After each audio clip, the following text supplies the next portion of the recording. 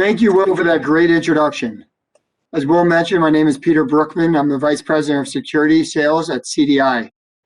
Today's panel is here to discuss maximizing your existing security investments. As the threat landscape evolves, new technologies are emerging by the minute. You've already made the investment in a multitude of security technologies and products, but are they working to their full potential? Are you maximizing the value you can get out of them? Is there duplication? In this panel, my team and I will interview a number of key security vendors to identify how you can take an evidence-based approach to understanding the strength of your existing security capabilities and identify the gaps and ensure you are getting the true value out of your existing security investments. Without further ado, I'd like to introduce the panelists. Dan DeSantis joins us from Cisco. Dan is a director of CISO advisory in Cisco's security sales organization. Dan has 25 years of experience as a tech founder, chief technology officer, and sales leader. He's working with some of the largest companies in the world. He rejoined Cisco, in 2020, where he had previously led one of the largest global enterprise security teams in the Midwest Atlantic. Thank you, Dan, for joining us today.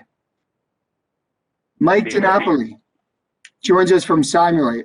Mike has spent over 2 decades working with companies from mom and pop shops to Fortune 100 organizations, advising them on issues from business continuity planning, cloud transformation, and cybersecurity.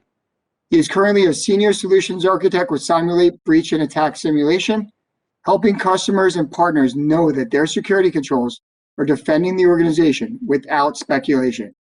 Thanks for joining, Mike. Happy to be here. Mitchell Bazina joins us from Palo Alto Networks. Mitchell is the director of Cloud Delivered Security Service, and he leads the technology team leader with over 19 years of experience in information security and endpoint forensics. Over the past 5 years, Mitchell has been focused on bringing new cybersecurity technologies and services to market. Starting in 2018, he drove the XDR market revolution while helping release Cortex XDR, the first product in this space. Thanks for joining, Mitchell. Hi, everyone. Thanks. And last but not least, Dennis Morrow, senior from VMware. He is a senior engineering architect focusing on cybersecurity directions in the advanced technology group of the Office of the CTO at VMware. He works across the Dell VMware portfolio and with partners on security innovation. Dennis collaborates with the National Science Foundation, the National Institute of Standards and Technology, the Organization for the Advancement of Structured Information Standards, and MITRE on security automation standards. Gentlemen, thank you very much for joining us today. We appreciate having you. Delighted to be here. Thank you. I'd like to start today's panel with the first question, Dan.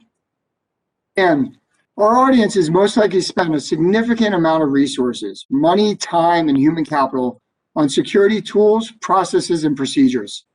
How do they build confidence they have made the right investments and that they are maximizing every resource they have at their disposal? Well, I think there's 3 things that our customers need to do, and where I've seen programs be successful. They've operationalized, number 1, they've integrated, number 2, and they've tested, number 3. So buy what you can consume. Don't keep stuff sitting on the shelf. Get it out pervasively and adopted in your organization. There's so many tools that are sitting on shelves. I mean, we know customers have anywhere between 80 and 200 in their environment, especially in large enterprises. And it's a big challenge if you're not really getting the use out of those investments. Second of all, integration of those tools, and that's just table stakes. We saw through COVID as well as SolarWinds events that the ability to not only operationalize but integrate these security technologies is absolutely essential in terms of mitigating a threat.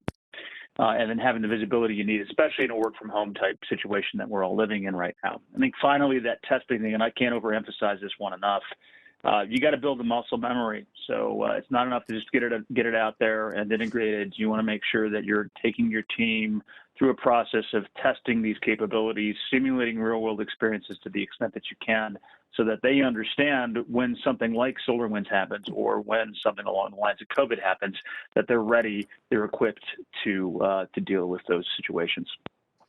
Thanks, Dan. I see Mike smirking over there from Simulate, because testing, I'm sure, resonates with him, and the idea behind proactive testing your security controls to see what to get the maximum value.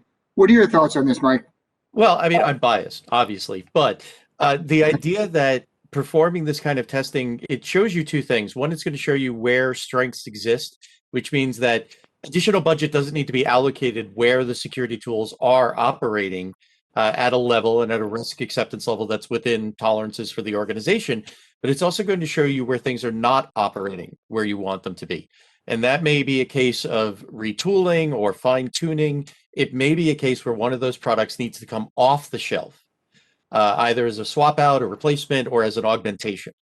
And the only way you're going to know that is if you're running these systems through real world scenario testing so that you can tell if they're doing the jobs that you're expecting them to be doing.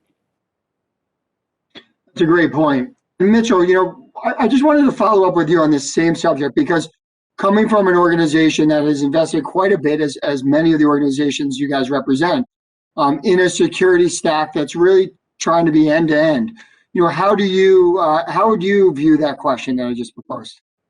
Yeah, it's super interesting. I think the guys have hit on all the points. The one thing I would add is metrics, right? Across the entire way, whether you're implementing new tactics, techniques, procedures, or people, process, technology, whether you're testing, you need to bring in metrics. If you don't have metrics at the start, you're not going to have them at the end and anything to compare them to.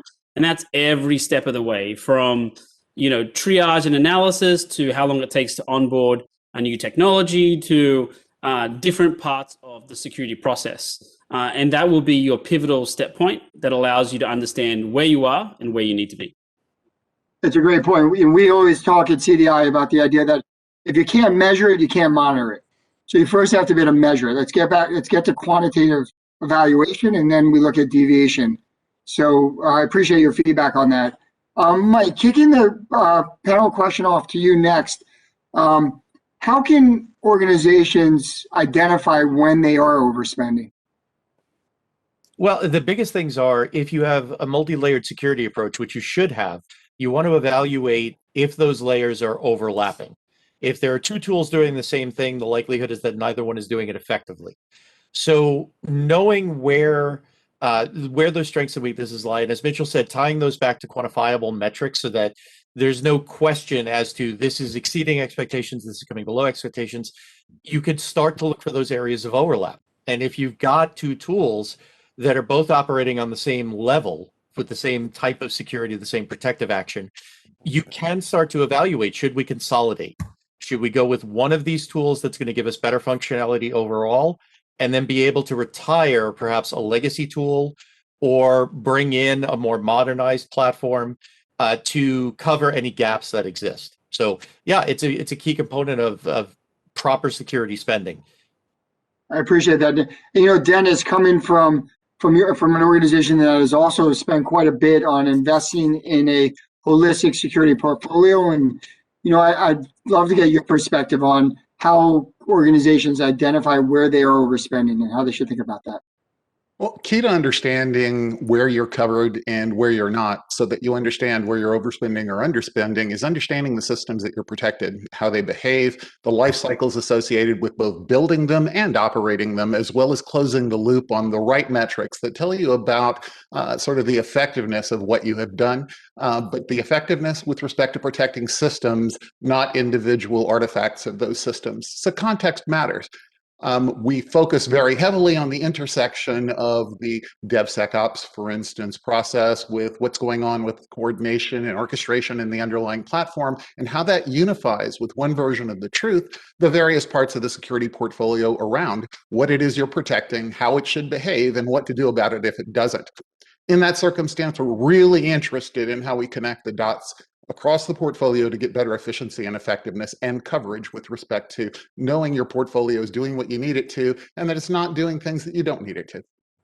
Yeah, it's a great point because we always talk about, the signal through all the noise, right? Identifying the signal. It's easier said than done, especially with clients who are dealing with legacy environments. But, if you've got that, that rigor to understand how data flows and systems interoperate, you can get to that true signal. And Daniel, what are your thoughts on the same question? Well, I think our experience has been that a lot of folks unfortunately run into challenges around operationalizing various security technologies, and they get kind of caught up in what's bright and shiny and their ability to leverage that tool and get value out of it. I think the other big challenge that we see is, quite frankly, not even related to any of the things we just mentioned. It's related to simple communications within programs and other stakeholders, involving those stakeholders. I think, a lot of times when I'm talking to a CISO, they're so focused on tool rationalization. They're so focused on a lot of this, the core of keeping the bad guys out of their organization, that a lot of that soft skills development and building bridges to the lines of business in their organization get forsaken. It's really easy. I know some CISOs that just started, for example, in the last 90 to 120 days, and within 30 days of their job, they got hit with SolarWinds. And so then they get caught up in this cycle of dealing with, a major threat vector, and a lot of the communications get broken down as a result of that. And that's where many security programs, I think, struggle or fail. I appreciate that. Mitchell, we have talked a lot right now about misconfigurations and misalignment of security controls. And, it's an unfortunate reality that we're all dealing with. And then you overlay policies and management and then response complexity. I mean, it just gets a bit more confusing. But, how do we rein in this complexity, but without hindering our ability to deliver innovation and new ideas? Yeah, look, I think there's a couple aspects here. So reining in complexity, I think as new tools are identified or new gaps are identified, and then we go through the process of finding a tool, selecting a tool, and then onboarding that tool, I think the onboarding piece is key. So you have to think about this throughout the whole buying process. But once a tool is defined, before you bring it into your environment, you want to assess the impact of it. You want to understand the alerts that are being generated, how noisy they are, how in-depth they are, what fidelity of data is part of them. And then before you even bring that tool in, understand their impact. And this is the key piece. If you've got an alert, what alert, or does that alert match up with another alert from another tool? Does it affect the timeline of it, the attack syndrome? Is it at the start of the attack, the end of the attack, halfway through? Where does it match up? Understand the impact of the data to other forms of data. Can I use the different forms of data to either create another policy that's going to escalate that alert or de-escalate that alert, deprioritize it, or can I use the data to solve another problem? Understanding that impact before I onboard that tool means I can then set up my policies and my rules in whatever log aggregation tool I use to reduce the amount of noise generated by that tool set. Of course, today, a lot of people are using SIMs. They take years to onboard because of this process, because tools are onboarded, then they're analyzed, right? If we can reverse that approach, that'll save. Then I would always encourage the addition of a SOAR tool, because this is going to shift the SOC from being reactive to the alerts and the technology and the data that's generated, and more proactive in getting ahead of those manual tasks, automating processes, freeing up the time of analysts to do things that only humans can do instead of what technology can do for us. I think it's a great point. And if you don't mind just taking a moment just to elaborate on SOAR so the audience understands what it stands for and the value of a SOAR. Yeah, so security, orchestration, automation, response, SOAR tools have been around for a few years now, still early maturity. But effectively what they do is they integrate different systems together and the users of those systems. And effectively they take data from one system and apply it to another. The outcome of that for the security team is it takes the manual tasks that you do on a repetitive basis and it automates them. So things go from taking 15 minutes of time or 50 manual steps to 0 minutes and 0 manual steps. In addition to that, it adds ticket management, workflow management. It becomes that central resource for the SOC. It can help with policies, alert generation, etc. So generally, it's the main tool the SOC will end up using, and the SIM gets used still, but the SOAR ends up being that central point. Thank you, Mitchell. And Michael, I feel like this is a bit of a softball to you because as we talk about stress testing tools proactively before they come into the environment, to do, as Mitchell said, to understand the noise and the impact ahead of time so you can appreciate how to manage them more effectively. I'd love to get your perspective on those thoughts. I mean, I think it's vital. I think that testing environments against the same type of activities that they're going to encounter by threat actors in a safe way is the key. Doing this in a way that's not going to cause disruption if a security tool fails in an unexpected way, or if it fails in an expected way, which is known to happen as well. But this is something that entities really need to do, organizations really need to do, because we can test the theoretical all day long, every day, and it's not showing what will happen when that kid with a credit card and a dark website downloads a kit that's going to be then launched against thousands of organizations. Using the techniques that are developed by breach and attack simulation providers like Simulate allow you to really perform that task, to use the same tactics, the same techniques in the same way, but shield the organization so that we're not going to cause production downtime. That information can then be fed to something like Palo XOR or another SOAR type solution that can adapt if it sees it again in an uncontrolled situation. Thank you, Michael. And Dan, just moving on to the next question. So a lot of our clients today in the audience are trying to figure out, how do they build the right components into a security program, right? That's the question. In a world that's evolving. I mean, what would be your thoughts on how to advise a client when thinking about that? Yeah, so thanks for that. And I'll go back to a couple of these CISOs that I've been talking to that just came into the role, some of whom had never been a CISO before, and where a lot of their focus was. And I think for many of them, there was a consistent theme, and that was that they wanted to obviously lock into the business. Their focus was, okay, I need to make sure that I'm strategically relevant and that security is thought of as an integral part of our overall business. And that means, as I mentioned earlier, building those bridges to lines of business decision makers, other key executives, ensuring that security is a part of their vocabulary and that there's a good communication, bidirectional communication. I think the other area again, I know a lot of focus will always be on the tools and tools rationalization and where your investments are. And of course, that's important too. But I think the other thing that really is top of mind for a lot of CISOs right now is really assessing the strengths of their people and ensuring that they have the right people in place. And right now, this is a big crisis that many executives are going through because it's tough to get talent. So, where do you recruit that talent from? And I'll just add to that, and I think this ties into some of the broader conversation we've been having, is making sure that you have very diverse perspectives in that organization. I've seen some CISOs recruit from IT. I've seen some CISOs recruit from, traditional security backgrounds or law enforcement or the military. But I also, we have actually a member of our intelligence team here who's a former astrophysicist and didn't have any security background whatsoever. She brought just a really different perspective.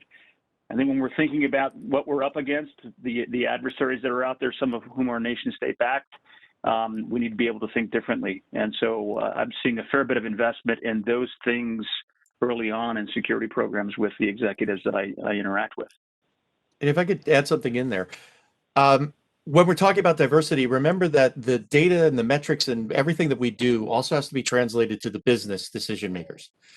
When a colleague of mine summed it up perfectly, when I go in and talk about a phishing attempt with a worm, a CFO or CTO or someone outside of the technology world is going to think about a vacation, whereas we think about an attack. That language barrier can sometimes be the biggest issue in streamlining security tools and making sure that the budget is available for the right tools in the right places at the right time. So does go back to metrics. Those metrics can be translated into business rationale, risk versus budget, acceptable levels of risk, attitudes, and all these other things that translate into a business world. It can help streamline that process dramatically. So don't only look for technical talent. You also need to look for people who have this ability to cover that gap and to speak in the language that these business professionals are used to working in. Dennis, what are your thoughts on that? Well, the gap exists not just at the communication to the business and not just in the boundaries between the various perspectives and disciplines, but also between the disciplines that exist in the technology pipeline. Development folks moving increasingly rapidly, incentivized to get time to feature, aren't the right folks to be able to talk about governance and tolerance for risk and the association of that with what I do for technical controls. Connecting the dots across the life cycle from development and the intention of what things are supposed to do and the expectation to what I actually see them doing at runtime in the environment, and closing that loop such that you get an actionable context so that you know what to do and what's important in an environment is critical. And I think that means connecting the dots between what are the things we're supporting, how are they connected to business criticality, and what are the vulnerabilities and anomalies we see, and how do we connect that to action and response. That takes a level of integration that is cultural, but it's also down in the technical pipeline as well. It's a very interesting discussion, and I think this whole work from home environment has created, I personally think, an opportunity for everybody, right? To now ingest cultural perspectives that you weren't otherwise willing to consider when everybody had to be in the office, in different backgrounds. As a matter of fact, it was interesting, and I hope everyone has an opportunity to listen to Billy Beane, because he talked about this same implication in baseball, right? The people they're hiring in baseball to run the teams now are MIT grads, Harvard grads. Right, he said there's only one other former baseball player leading a team at this point, because it's all about the numbers, and that perspective is what's giving them the leg up. So I agree with everybody. Mitchell, how would you describe the transformation that we're seeing in the cybersecurity marketplace today? As a consumer, how do you make decisions in a marketplace that is growing at such hyper speed? Yeah, look, it's difficult. You can improve security strength, as you start to look at your environment, right? I would take a step back generally for whether you're a new CISO or you've been there for a couple of years or survived a couple of years is probably a better way of putting it. You can step back and just take a look at what you have. So first of all, the market's in transition, right? With everyone working from home, there's still a bunch of devices and items that are, inside of your network or your physical on-prem location that are still effectively at risk, and there's no one there protecting them, right? Physical devices. But as we take that step back, the market has also shifted in security. I think gone are the days where best of breed is the only approach.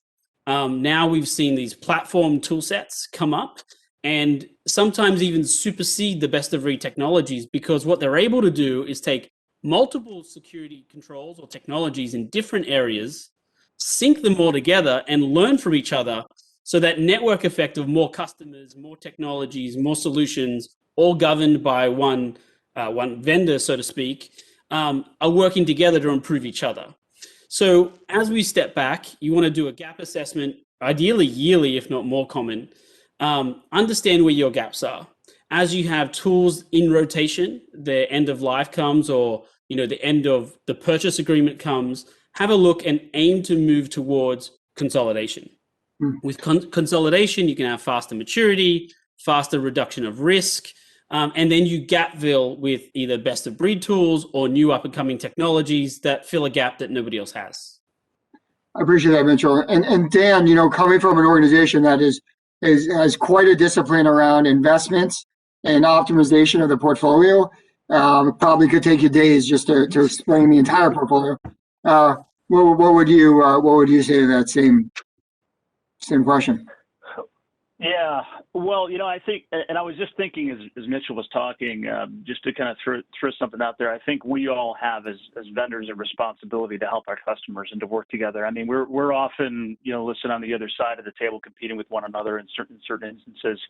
But I thought it's interesting, and I hate to beat the dead horse of SolarWinds, but one of the things I saw on LinkedIn was very compelling to me, which was the community was coming out and saying, "Hey, listen, we may compete with FireEye, but we're all in this together." We all have to find a way to work together, because if we can help our customers collectively level up and find ways to integrate more easily together, because the reality is most organizations are going to have a hodgepodge of different tools. So the more that we can enable that integration and automation to make them more effective, they will get more out of their people and their talent. So you heard it here first, guys. Let's find a way to work together more effectively. I'd love to be a party of that, of course. I think one last thought Dennis mentioned there earlier is I think anything we can do to inject security awareness into other stakeholders. The development conversation is a good one. One of the investments to your question that Cisco has made is in a company that actually has real-time awareness training that's embedded in the actual code development, wherever that code may be developed, so that at runtime, at compile time, at development time, various things, when we're checking the code in, there's these prompts that come up to developers and say, "Hey, did you think about this? Or did you do this? Oh, you forgot to do this." So I think there's a need for more of that sort of awareness training at all different types of functions in the organization. That's a great point, because I mean, you saw that in phishing vendors where they, if you got hit with a phishing attack and you clicked on it, or if it was a test, then all of a sudden it would prompt some type of activity to train and teach you. So it's interesting that that's evolved. The idea of testing technologies and sharing the lessons learned so everybody can benefit by it is something that we are very passionate about at CDI. Matter of fact, we have an innovation lab where we bring a lot of technologies in, and we try to learn how do you optimize them, right, to get maximum performance, because we feel that helping people optimize their existing investments is a tremendous opportunity, because they've already made a lot of investments. So one of the ways we do that is working with Mike's organization. And Mike, I know you guys have an interesting perspective on that, so I'd love to get your thoughts. Well, I mean, as I said, it does go back to thinking like an attacker, which is something that's very difficult for most cybersecurity professionals to do. We're ingrained in the defensive side of the house. So stepping out of that comfort zone can be a little difficult. And the communication between tools can also be difficult. You have different vendors, different platforms, different languages. But the market is moving in that direction, and we're seeing some real fast movement in that area. Sigma rules are an incredible example. It's a Rosetta Stone to take the output from one security tool and create a query for input into another security tool. It's open source. Everybody can write Sigma translators. So the market itself is working toward that integration methodology, where those who think like attackers can perform what they need to perform, but that data will be innately usable by multiple defensive tools to strengthen the defenses around different areas of the environment. The other thing is that you really, with this testing, it can't be a checkbox. It has to be an active operation. You can't say, I did the test, I'm done until next year. This is something that needs to be a real part of infrastructure, a real part of development, a real part of messaging. The tests have to be examined, they have to be analyzed, the results have to be put into action, or all you're really doing is ticking a box, and that we can't live in that area of the security world any longer. Yeah, I would say that's definitely true. I think we've evolved from a lot of check the boxes to now what are we doing? And I think the suppliers are getting stress tested continuously through DDQs, to ensure that they are, actually doing the right things. And Dennis, I saw you smiling over there a little bit. I would love to hear your thoughts on the question. What are you thinking? The fundamentals are, and I think everybody's agreeing, that we need to manage security more as a system, understanding what we're doing to provision, what we're protecting, how it should behave, but also closing the loop on what we see as anomaly and test results so that there is an actionable context that we close the loop on and are allowed to be able to make progress on an ongoing basis and document it. That's just managing the system as a system rather than layering in technologies as though we're just bolted on capabilities.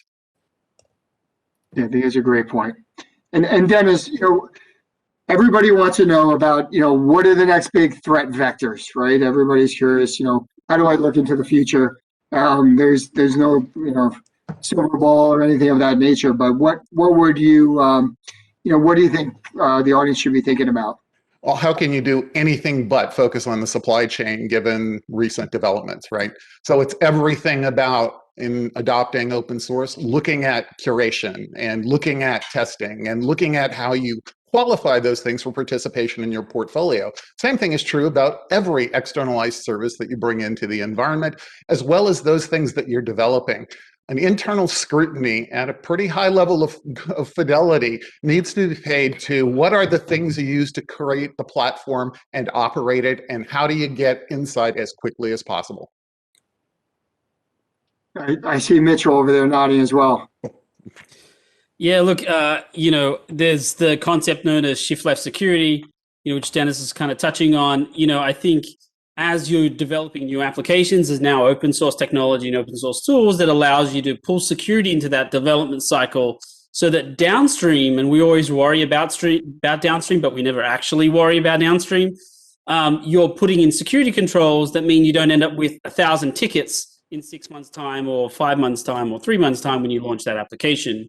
I think the two big ones that I would kind of pull out is, IoT is huge.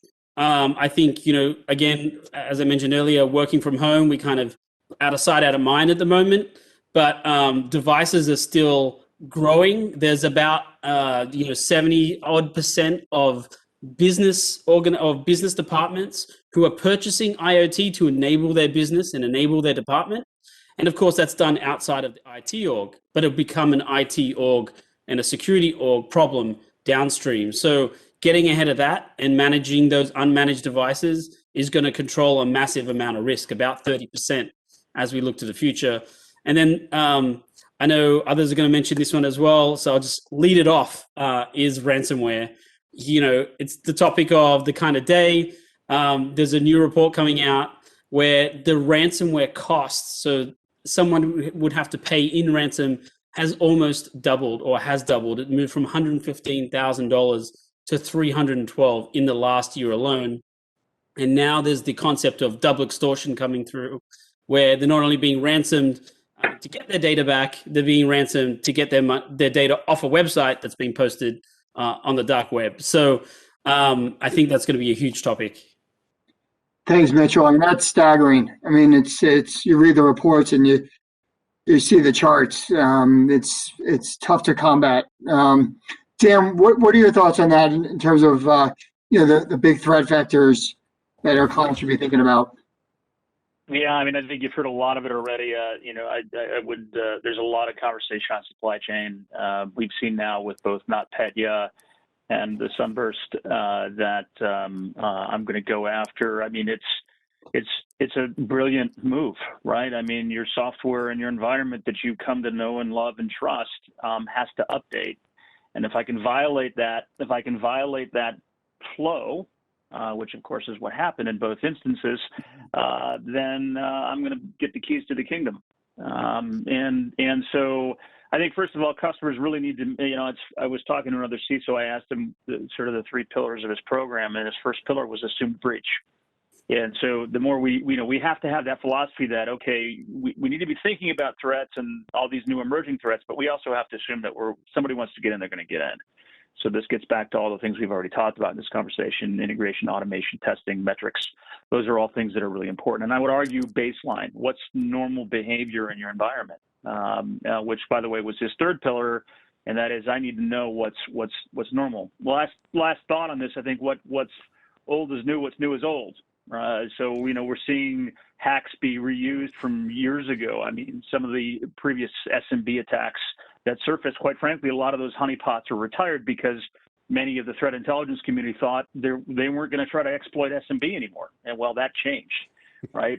And then finally, and I think Michael might touch on this, but hacking as a service, the infrastructure that's out there that's available now to make this a very easy process is certainly enabling more of it. And Mike, I would love to get your perspective on this, because there are a lot of valid points there that I think are very, very core to what your philosophy is. Yeah, I think Dan hit on two of them. One is we believe one of the biggest threats to cybersecurity is the commoditization of attack methodologies. Within 24 hours of Sunburst being first analyzed, we had reports of independent threat actor groups leveraging that hole that Sunburst created to launch further attacks. They use that same entry point that was created by the malicious upgrade. And so these are things that are widespread. They're distributed almost instantly, that they're redistributed, repackaged, resold. Attacks from years ago. Why is SMB becoming a major threat again? Because they're selling kits that leverage SMB exploits that anyone can use. This is GUI based. This isn't even something you need to know Kali or anything to use. So that's a huge thing, and that's going to be a major problem that's going to stick with us for quite a while. The other thing is that when we're talking about ransomware, most of the methodologies and techniques have been well studied. We know, we haven't really seen a unique ransomware in quite some time. They come under different names, they have different messaging, right? But they're using techniques that we've known about. And why? Because somebody's selling that as a kit. And we know that because one of the reasons why the ransomware price doubled is because the kit was never updated to take into account the cost of Bitcoin and Monero and Ethereum. It's doubled in price since that kit was created. So it's there are newer ones that are absolutely charging more because they can get away with it. But that is a phenomenon that we're beginning to see now, is that these outdated kits are still being used, they're still being run. And there are tools that can allow you to perform those exact same attacks because they are well known, they have been well studied, they can be produced in a safe and controlled manner to be run against that environment. That's the benefit of the commoditization that came about because of the threat of commoditization. The techniques are known, they can be controlled, you can now test safely. It brings up another good point, and back to like the whole Billy Bean conversation. Like in baseball, it was, the statistics, it was there. You had historical evidence, right, for years and years and years, and you put it together and you looked at, who got on first and, bats and all that type of stuff. And in cybersecurity, we're getting there, right? We have this data, but it's now time for us to use it. Mitchell, let me ask you, because I know a lot of the audience is probably sitting here saying, oh man, I've invested in some resources. I don't have a lot more. I can't ask for more budget. Right, I got to figure out how do I use what I have, or where do I reallocate spending to help deal with some of the things we've been discussing? I mean, what are your thoughts on that?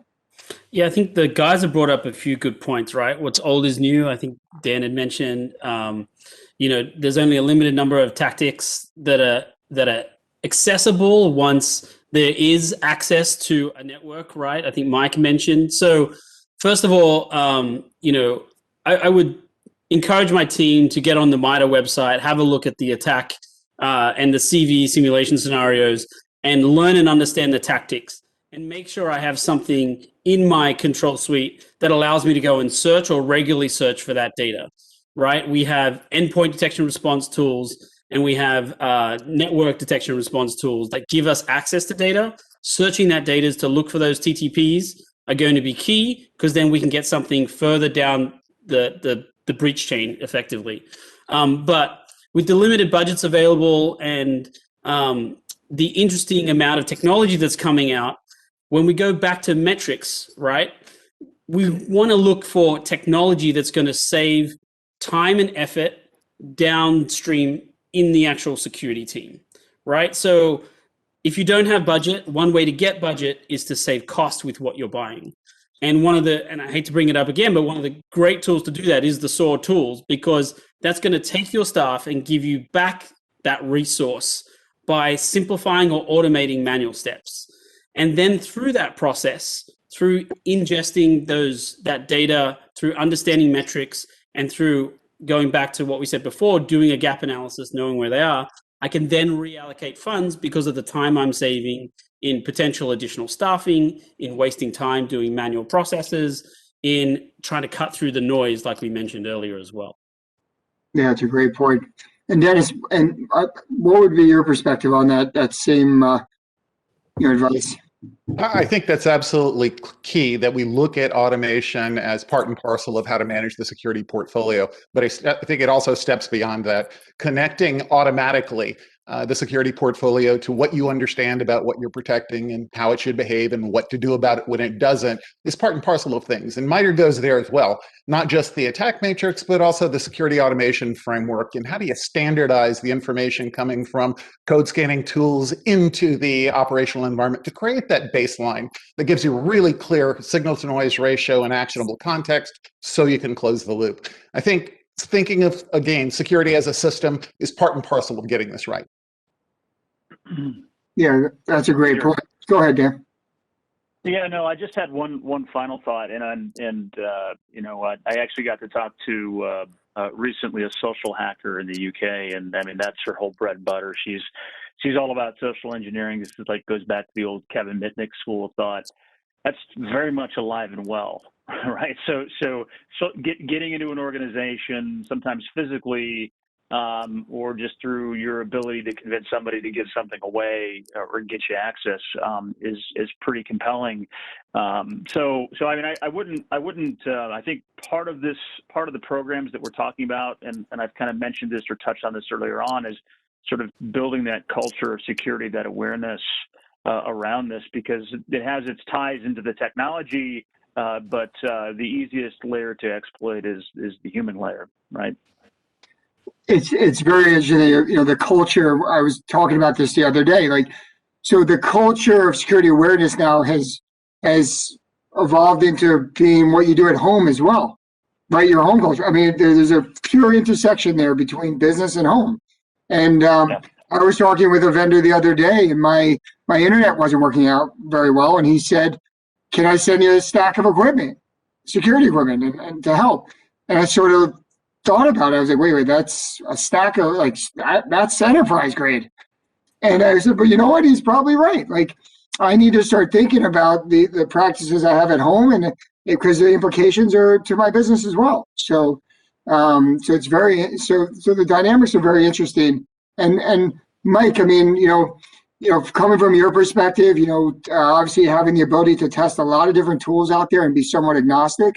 How would you view, how would you respond to how clients should think about, spending and allocation? Well, it does come down to, I think it was Dan who said, it's people, process, and technology. You've got to look at all three. Automation is something that should be done, but it's not set it and forget it. We no longer live in that world. So what you automate today, you do have to be checking in on from time to time. I also agree with what you said, where the lines between home security and business security have blurred dramatically. They were blurring even before we all got stuck, quarantined, and everybody started working from home, but it accelerated dramatically. And, that's one of the biggest problems that we face, is that for most of the business organization, that leap to my home security has to be the same as my work security hasn't happened. There are a lot of people who don't really think this is a personal thing, that they need to be personally involved in the security of the organization. So the people aspect often gets pushed to the side. So we see tools that are working brilliantly, that are configured perfectly, and the company still gets hit because someone opened an email that they should never have opened. That's what we're stuck with now, with everybody working remotely, and even this is going to be with us for quite some time. So I think everybody working in the new normal is what we're dealing with right now. Those kind of things, you can take steps to make that a part of corporate culture, to make security part of corporate culture, not in a paranoid way. We here at Simulate, whether it comes to your home address or it comes to your business address, we all share phishing emails that we see. And we celebrate it whenever anybody finds one. Why? Because that changes the tone. I'm not afraid to ask, is this phishing? Because everybody else in my company is going to cheer that I caught a phishing email. those little steps that are very human focused, they're not even technology focused, it's very human focused, can start to break down that barrier and have everyone in the business contributing to that security. And that is really where you're going to start to see a lot of streamlining. The less that I need the technology to cover the fact that the people are not cooperating, the more I can streamline that technology budget. Yeah, it's a great point. We often refer to being constructive versus destructive when you're thinking about how you're going to integrate security into your culture. It can be a positive and reinforcing thing if it's handled properly, right? And the utilization of gamification and things of that nature allow that to make it even more fun and positive. And I agree, culture has a lot to do with it. Gentlemen, I know we're running out of time, but first and foremost, I want to thank each of you for your time. This has been a pleasure. I hope everybody in the audience follows up with you at your booth. Next up, we've got Pure Storage and Lacework, who are sponsoring the showcase and the fireside chat. So I look forward to that discussion. And once again, thank you, gentlemen, for your time. I really appreciate it. Thanks, Peter. Thank you. Thank you, Peter. Thanks, everyone. Appreciate it.